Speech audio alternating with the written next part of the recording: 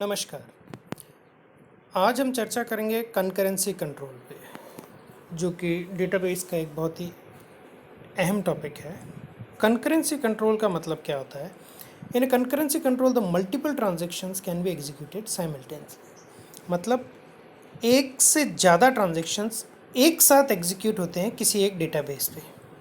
अब इसमें दिक्कत क्या आती है कि जब एक ही डेटाबेस एक्सेस किया जा रहा है साइमल्टेनियसली, तो जो डेटाबेस को ट्रांजैक्शंस एग्जीक्यूशन हो रहा है वो उसी ऑर्डर में एग्जीक्यूशन होना चाहिए जिस ऑर्डर में वो ट्रांजैक्शंस डेटाबेस को एक्सेस करते हैं। ऐसा नहीं हो कि आधा पार्ट पहले हो आधा पार्ट बाद में। ऐसा अगर इस तरीके की सिचुएशन आती है तो कई तरीके की प्रॉब्लम्स जनरेट होती हैं। जैसा कि कंकरेंसी कंट्रोल के समय बहुत सारी प्रॉब्लम्स हो सकती हैं, जैसे लॉस्ट अपडेट, डर्टी रीड और अनरिपीटेबल रीड्स।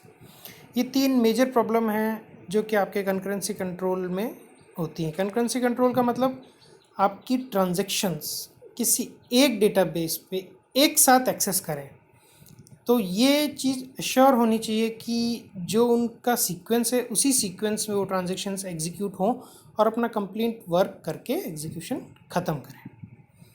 नहीं तो आपके लॉस्ट अपडेट, डर्टी रीड और अनरिपीटेबल रीड्स भी प्रॉब्लम्स जनरेट हो सकती है। अब हम देखते हैं कि एक एक प्रॉब्लम क्या है।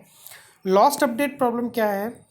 When two transactions that access the same database item containing their operation in a way that makes the value of some database item incorrect, then the lost update problem occurs. जब दो transactions एक database को same time पे access करती हैं और उसी समय किसी डेटाबेस में अपडेशन कर दें या कोई किसी तरीके से अपडेट कर दें और दूसरी वैल्यू उसको बाद में एक्सेस करें, तो वो वैल्यू जो दूसरा एक्सेस करेगा वो इनकरेक्ट होती है। इस तरीके की प्रॉब्लम्स को लॉस्ट अपडेट प्रॉब्लम होती है। जैसे मान लीजिए एक एग्जांपल के तौर पे समझते हैं, दो ट्रांजैक्शंस ने डेटाबेस को रीड किया T1 और T2 और उसके बाद अपडेट किया दोनों ने। अब क्या होगा कि फर्स्ट रिकॉर्ड ने जो अपडेट किया T1 ने और T2 ने भी जब उसको अपडेट कर दिया, तो T2 की वैल्यू फर्स्ट अपडेट की वैल्यू के ऊपर होगी और T1 की वैल्यू अपडेशन की चली गई, तो वो वैल्यू आई नहीं, यानी लॉस्ट हो गया वो अपडेट। इस तरीके की प्रॉब्लम्स को लॉस्ट अपडेट कहते हैं। और अगर T1 उसकी एंट्री कहीं और कर देगा तो वो लॉस्ट अपडेट कहलाता है, क्योंकि एक्चुअल एंट्री T2 के अपडेशन के बाद हुई। दूसरी तरीके की प्रॉब्लम आती है डर्टी रीड। डर्टी रीड में क्या होता है? The dirty read occurs in the case when one transaction updates an item of the database. एक ट्रांजैक्शन ने किसी डेटाबेस के एक आइटम को अपडेट किया और मान लीजिए वो ट्रांजैक्शन किसी तरीके से फेल हो गया। फेल होने का मतलब है कि अब आपकी वो जो अपडेट की वैल्यू वापस ओरिजिनल पे आ जाएगी और इसी बीच में दूसरे ट्रांजैक्शन ने उसकी वैल्यू रीड कर ली वापस रिवर्ट बैक करने से पहले। तो वो वैल्यू जो दूसरे ट्रांजैक्शन रीड की वो गलत हो गई, क्योंकि वापस वो वाली ओरिजिनल वैल्यू पे आ जाएगा।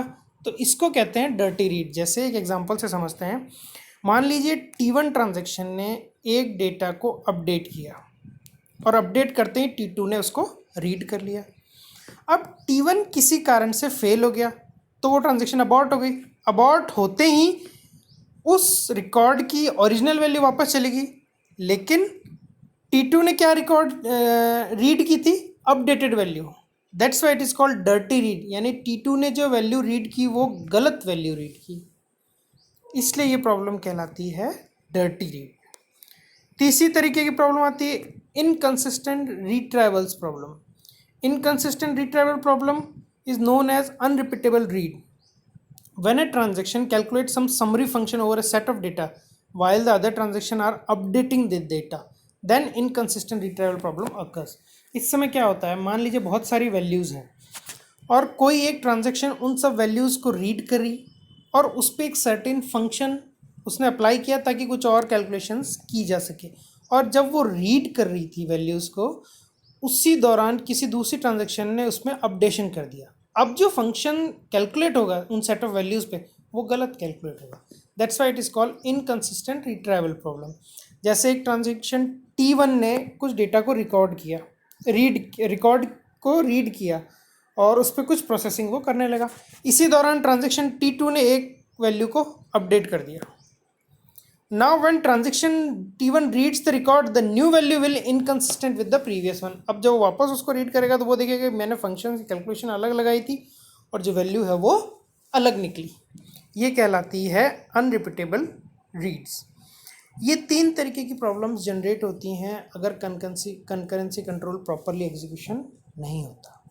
तो इसके प्रॉपरली एग्जीक्यूशन के लिए आपके 3 अलग अलग तरीके के प्रोटोकॉल हैं जो फॉलो किए जाते हैं, ताकि हम एटॉमिसिटी, आइसोलेशन और सीरियलाइजेबिलिटी को अचीव कर सकें कंकरेंसी ट्रांजैक्शंस में। वो होते हैं lock based protocol, time stamp protocol और वैलिडेशन प्रोटोकॉल। इन सब के बारे में हम आगे पढ़ेंगे। धन्यवाद।